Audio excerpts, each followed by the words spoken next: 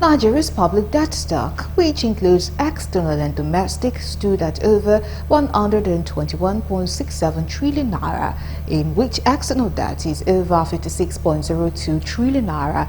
And with all of these, another loan has just been approved for the country by the World Bank. Galaxy News correspondent Lebi Joseph takes a look at the effect of these loans on the economy in this report.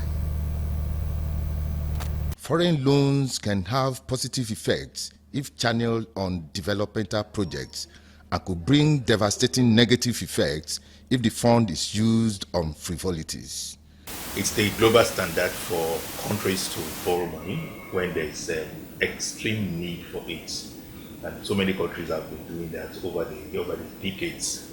But in a situation whereby it has become the norm of the day, where we have to continue to borrow and borrow and borrow, then there becomes a challenge. It begins to raise questions, particularly in this part of the world where money borrowed are not really reflecting in the economy, and particularly in the lives of the common man on the streets. We begin to wonder, what's the purpose of the borrowing? Secondly, what impact is the borrowing having on the economy itself, and is it worth the while?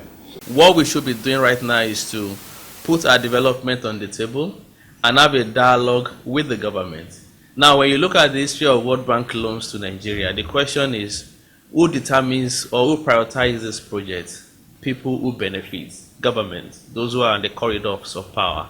I mean, those who are the influential and those who rest or use state paraphilias and machineries to have access to economic benefits, and not the common people. So if interventions are prioritized as what I refer to as common consensus, the question of oversight or community ownership will come in, enshrining the principle of transparency and accountability. Foreign loans should be basically to provide crucial funding for infrastructure projects and other sectors that are vital for economic growth and development.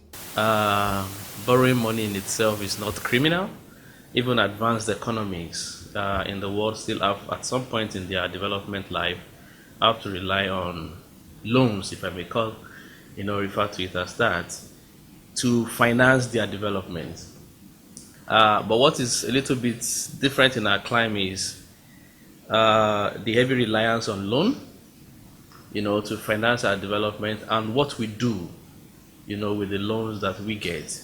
I think that's where the question is. Some countries, as we speak, do not rely on external borrowings. Because relying on external borrowings also means that you have to live by the dictates of the borrower. Some of these are organizations like IMF and the rest that gives you very stringent policies that affect the livelihood of the common man.